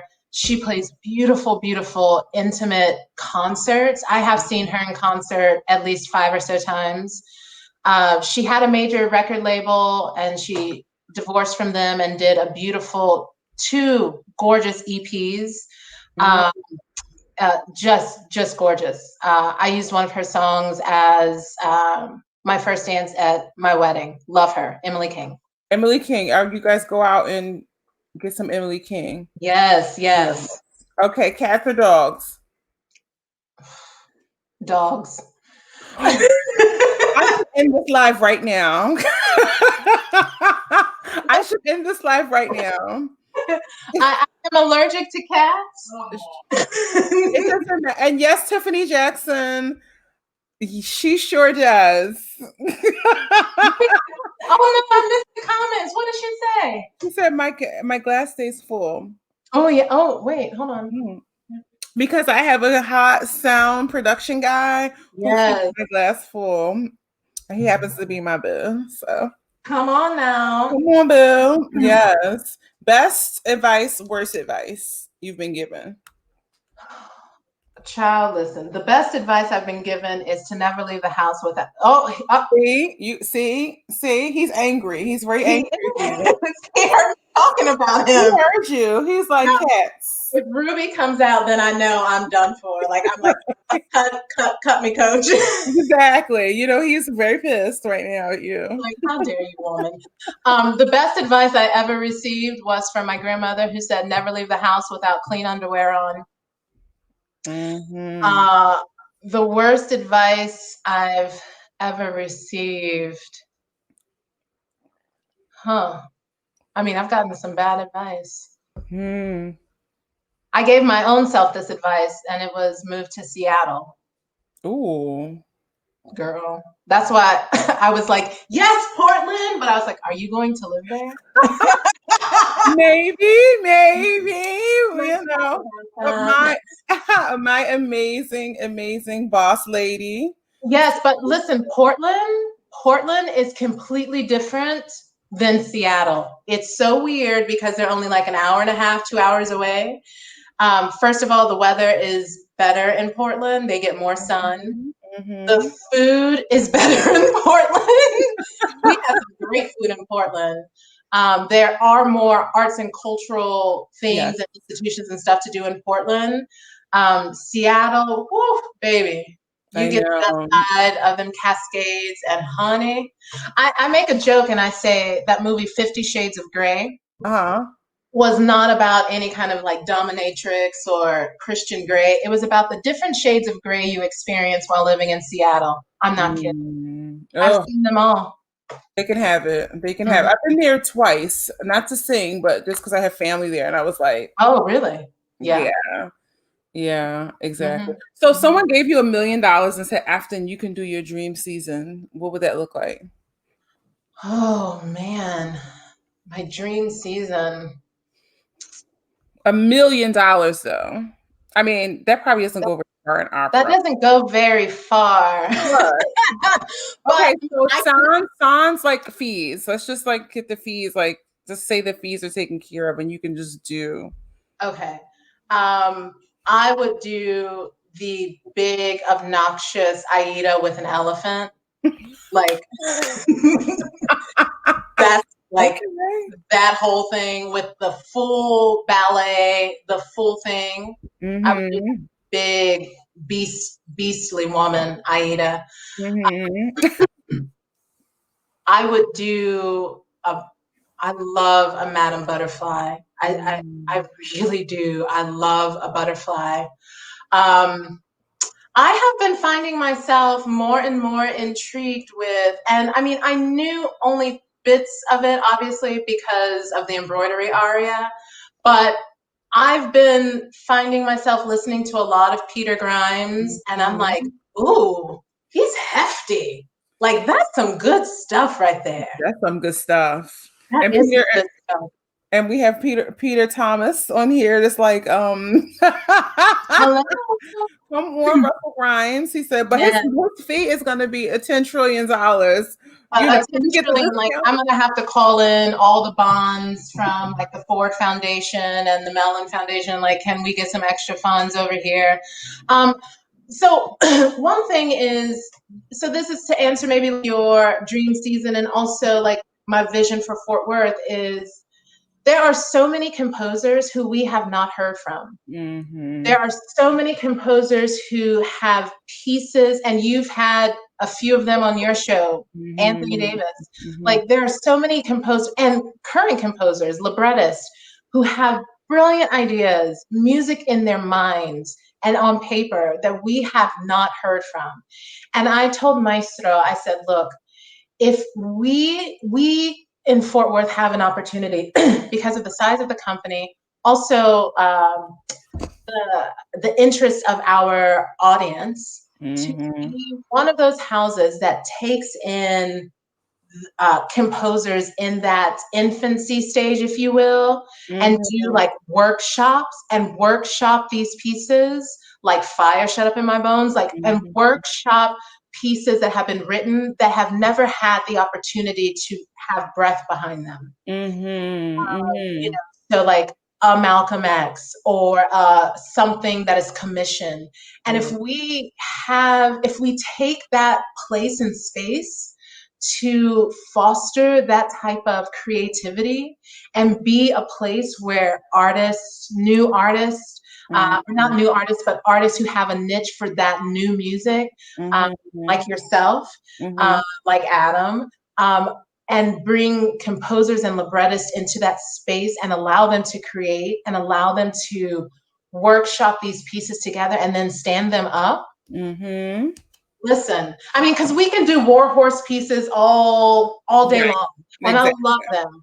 I love them. I truly do. I love a Norma. I love a Trovatore.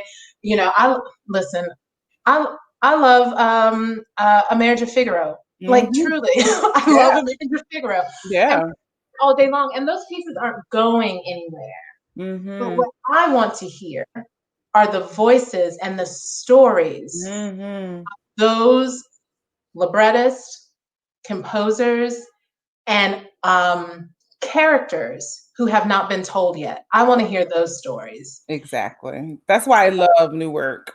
Yes. Storytelling. Yeah. The I got a couple for you, girl. We'll talk about it after. Oh yes, come on now. And this is a shameless kind of plug, but like, so Fort Worth is doing this libretto workshop October 7th and 8th. It's part of the Frontiers series, and it is just about this with a cool twist, if you will. So it is only the libretto. It is music aside. It is just the libretto, and it is actors and actresses telling the story by reading just the libretto. Music aside, because we can tell stories with music in our voice, right? But can you tell a story by reading by reading the words on a page? That's what I'm talking about. Exactly. I read it, and then you can sing it. Yeah, absolutely. It forms the voice, and it makes everything easier. Yeah. So I have this new thing that I'm doing on Instagram called Take 5. I don't know if you've seen it. I haven't started it yet, but I turned 45 the other day, and she's not afraid to tell her age because look, okay, 45 right here. Even did you say 35? Even without makeup and a wig, she's still cute and young. So Rapunzel, let your hair down. Come on, y'all had to give you a new look today for the last show for a couple of weeks. So so I have this thing called Take 5, and it's going to be a Instagram series, just 5 minutes, 5 things, 5 and 5. Okay. So I'm going to start here, and let's do a Take 5. Okay, let's do it. Like, so for you, who are the most influential? Who are the 5 most influential people in your life? Singers or people, humans, people who breathe. I don't care what they do. Okay. My grandmother, Elsie Lavernal Phillips, God rest her soul. My mother and my father. I know it's like I'm not going to give you 5 minutes because we don't have 5 minutes. But no, I feel like everyone who is influential in my life has passed away, but sometimes that's just how it be. Yeah. My uncle, who has passed away, and my grandmother, my dad's mom, Mama Junie, who I swear there's this woman who sits on the corner and I see in the grocery store who looks just like her.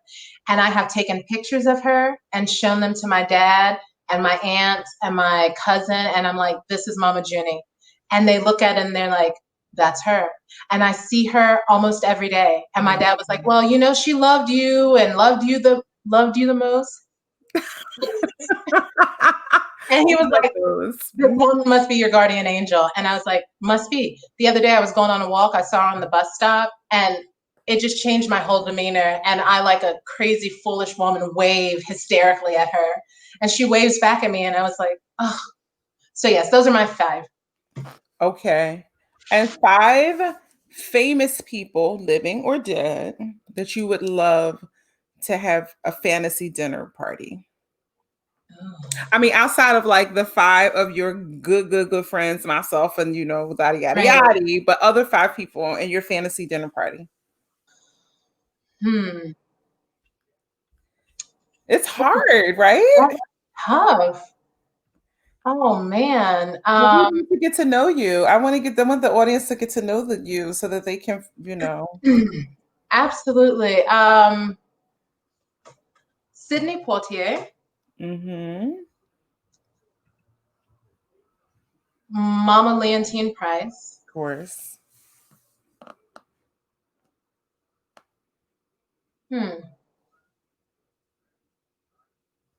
Oh man.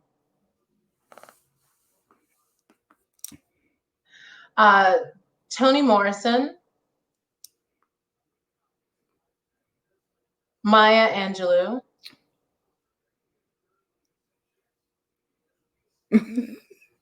And Jesus Christ. Listen, I was going to say that, but I think he already knows who I am. And in the back of my mind, next to Jesus Christ, I was literally seeing Eartha Kitt. So I'm going to say Eartha Kitt. Say Eartha. Oh, that's a cute dinner party. Right? Oh, that's a very...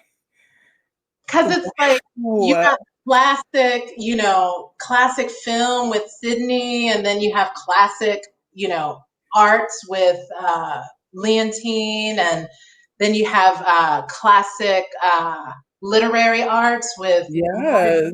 Angelou, and then you have Eartha Kitt for like the legendary Am. Exactly. She's the original. What I love about that party is like after everyone's eaten, everyone has had the after party. Right. I think that's the after party. Like invite me after the After the aperitif that yeah, exactly. That's when you say come on over, Kiki, and kick off your shoes and yes, come on Yes, over. James Ball. Right, Rusty said only James Baldwin is missing. Oh, truth. Yes. Oh, isn't like James Baldwin, first of all, just always poignant and always on time, but even now, more Even so now, now, just yeah, on time. On exactly. time, which it's sad to feel that way, but it's also exhilarating to know that his literary mind was in his time, but also so far beyond his time. But it is beyond his time because the time that he was living in and writing in and creating in, we have not necessarily moved past that time. That's the part that makes it devastating. Yeah. Exactly. It's, but I believe that, with every generation you have your leaders, you have your people. Like he was ahead of his time, you have your ones. And even in our industry, I mean, of course COVID has taken so much away. It has, and I do not want to ever dismiss or diminish. We all lost a great deal. Either you lost someone you love, or you lost, work or whatever that is. But at the same time, there are things that would not have been addressed had it not been for COVID, had it not been for the martyr, that we have, the martyrs that we have, Mr. Floyd and Mr. Arbery and, Breonna, and and with the great tragedies are birthed. Yes. New beginnings and new things. And so, new leaderships, new opportunities. And it's just up to us to find out where we fit in those places, Absolutely. With every great tragedy is a rebirth. And it is never more true than it is in this moment. And that rebirth in our own industry. I mean, to read the news about the Met closing, for the rest of their season, devastating, yes. Unexpected, no. I think we all were expecting. Yeah, I wasn't sure, but yeah. But looking at it, this is a moment, and you know what? You remember, I wrote this one day on Facebook, and I caught flack for it. But I was like, we can either stand in this moment and lament about everything that we lost, or we can strike a match and get to working. Yeah. You know what I'm saying? And there have been people who have struck that match and got to working. You, Kenneth, Laquita, Lemmy, and Larry Brownlee, doing all of these things, have got to working. And that's what it takes, and yes, we have to mourn the loss of everything. We have to give it that space so that we can flush it and let it go, right? But the opportunity that is before all of us is gargantuan. And it's like I say right now, for the opera industry, the opportunity that we sit in to rewrite the history of this industry is our responsibility to do that. It is our responsibility to do that and uphold that for our current generation that still has so much to give, and the generation who's coming next, to provide them and allow them the opportunity to have an equitable experience. an equitable experience. Mhm. And that experience can be on stage, in the pit, behind stage, backstage, whatever, but an equitable experience. And it is awful that we had to come to this point in order to be brought completely to our knees, Mhm. almost ashed out in order to rebuild. Yes. But, you know, they do this in the forest. Sometimes they will set intentional wildfires in order to burn the dead of the trees and the dead of the forest so that they can plant new trees. And we have been burned down and we are ashed out, but there are still embers in that ash. And those embers just need like one of those things that like fan the fire and blow breath into that fire so that we can reignite and rebuild. And there are folks in this industry that get it and that are doing that. And I'm excited to be able to do my part. Yes, I know you are. And I before we go, Before we go, girl, we can keep going if you want. The people come in and out, and we're not doing this for the people because they come in and out, they share whatever. But and I'm glad that you said that because there's this idea of demystifying leadership that I think is necessary, that will be necessary. This ivory tower of leadership should be dead, in my opinion. This ideal that you can't look at the leader in the eyes, or that you don't have access to them. And come on, after hours, Adam. Yes, that's when we do bourbon. I was open. Yes. You know what? 1,000%. And this is the unique perspective that I think I bring. Actually, I know I bring to the table. Having worked in theater in New York City, off-Broadway theater, no joke. Having worked in theater and seeing how the cycle of systemic racism perpetuates itself in all genres of the art form. The only place I have ever worked where I felt an equal to everyone was the National Museum of Mexican Art.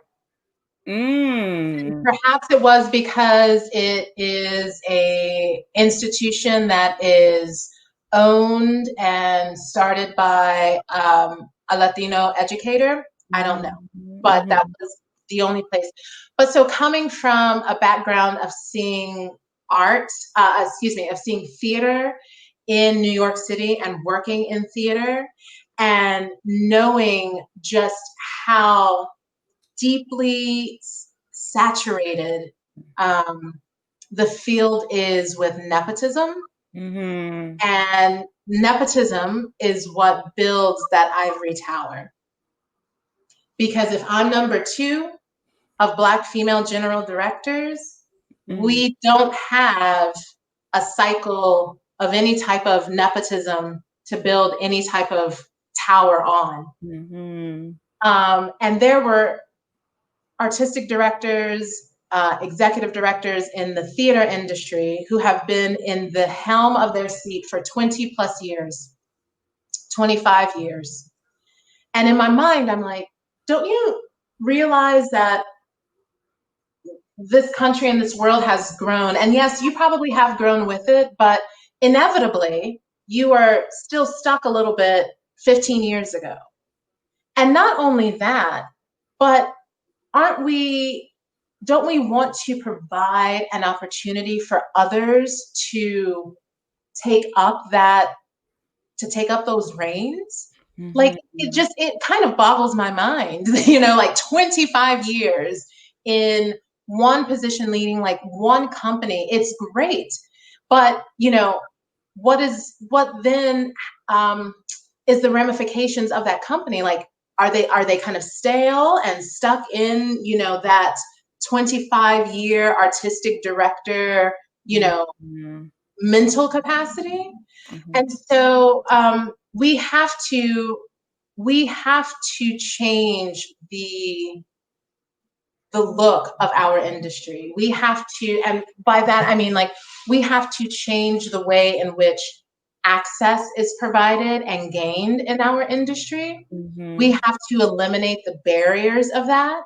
We have to cut off at the pass the under the table type of dealings, Mm-hmm. and those phone calls that are made for opportunities that aren't even posted, and is not recruited in a wide fashion. Mm-hmm. We have to change the look of our companies from the inside out, of the creative staff, the creative team, who's lighting the stage, who's doing the wigs and makeup, Mm-hmm. who's dressing our singers, who's in the orchestra pit. We kind of sometimes don't have that luxury if we're using another orchestra, but who's conducting the orchestra?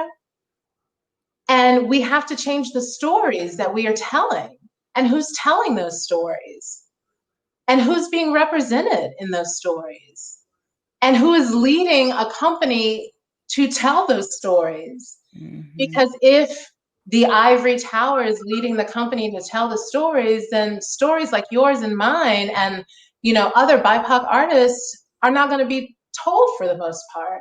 Mm-hmm. And so in this time since the end of May, we have seen progress and we have done great things, but we still have a long way to go. Mm-hmm. And there are some wonderful people in the industry who are going that distance. And those are the folks that I want to meet. I know more than half of them probably, but those are the people that I want to be, a part of their network. I want to be their colleagues. I want to be the ones working with them in the circle to make this change, to be a true, honest to goodness change agent. Mm-hmm. Honest to goodness change agent. Yes, absolutely. Well, we 100% support you. Already know. Oh, I just belched. Sorry. We already know. I know. Yeah. Yes. Mm. You already know I am so eager to work with you, and so eager to come down to work with one of my favorite companies in America, Fort Worth. Sue Dixon said, Afton, call me. Afton, you can connect with my lady boss, my boss. Yes, Sue. Yes. I think I friended you on Facebook, but I'll get your email from Karen. Absolutely. Sarah Williams, the queen of New Works and Opera Philly, is like, girl. Me and Sarah go way back to Chautauqua, where we were riding bikes together. Me and Sarah go way back. Also, yes. Sarah Williams is another advocate, like true advocate in the industry, supporter in the industry, but has been a great advocate and supporter of me during this time and other times in which I'm like, hey, so anything about Exactly. I invited Sarah on here, but she probably was listening. She didn't even get her messages. But anyway, thank you, my sister friend Afton Battle. I love you. And we should do an after show. I'm serious. Sarah's like, I love you. I'm serious. Russell, Russell, he probably done taught all day and he's like, come on. Anyway, I love you. I love you. I'm so proud of you. I am so I cannot wait to see what you do down there. You already know, you call your people and we are there for you.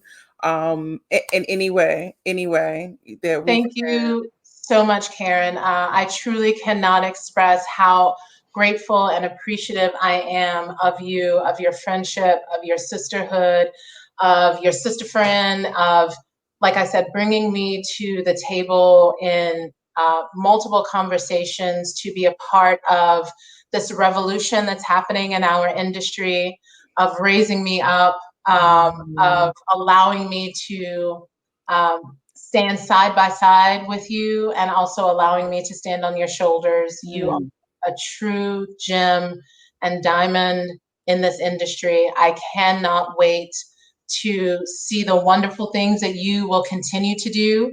When you get to Houston, I'm going to come down because it's only a hours from Yes. North, and we're gonna have an in live Kiki, even if I have to do it with a face guard on. Yes, yes. And then, whatever we do in Portland, Yes, I'm gonna go to Portland and see Sue. We Yes. can go and have a real good meal because, honey, the food in Portland is no joke. When I tell you that the children in Portland know how to make a biscuit, girl. What? A Right, biscuit? honey? Somebody tag Damien Jeter and say, when we get there, we eating biscuits. Oh God, I can't. Oh God, I gotta fit into these costumes and this COVID. When I saw myself on Jesse Norman, I told Kenny, I was like, do I look cute? Do I look, I was like, oh God. Then I saw it and it wasn't as bad as I thought, but I was like, okay, Karen, get it together. Anyway. Miss Rona has her own things going on, but this year doesn't count. Right, This it's nothing year, that a little cleanse and a little lifting of weight. Less of this, but That can't fix. Exactly. Anyway, thank you. I love you. Thank you. To the moon and back. Yes. Yes, Sue knows what's up. Yes, the biscuit place. For Pine Street biscuits. Okay. So, thank you all for coming again. As always, I promise you, I'm coming back. I promise you, I'm not going to be gone long because I sort of don't want to be gone long, but I just gotta make sure that my first job is tight. You know what I mean? And kind of, making sure that's all aligned and that I can still pay my bills with this thing. But we gotta keep that for real. But we're gonna keep it nice and cozy, and we'll keep the light on for you, kind of like they do at the Motel 6. Exactly. I'll be back in a few weeks, y'all. I love you so much. Check out Lemmy. Lemmy is killing it with the his celebrity series, and Kenny, of course, is doing Black Opera. And please donate to Black Opera if you can. Please share this video. Yes. Or your pages with your friends, with your colleagues. Please share. Please, if you feel it in your heart to donate to Fort Worth Opera, anything, nothing is too small. Please support your local opera companies, not just the big guys, but the people who are in your back door, you're in your backyard. It's very important. Your local symphonies, your local chamber groups, all of those things. Those are all extremely important. Watch those virtual. The arts. Yes, right now, more than ever. And we could not do it without the generous support of anyone, of those who love us, of those who we love. Seriously, I sound like a telemarketer or something. No gift is too small. But also, just in being supporters and coming out and showing up on, Facebook and in virtual platforms. And just spreading the love. Individual artists also need love. Mm-hmm. Love. So thank you. Cash apps, those Venmos, if you can. Okay. Okay. People got bills. Okay. Right. I love y'all. Mwah. Bye.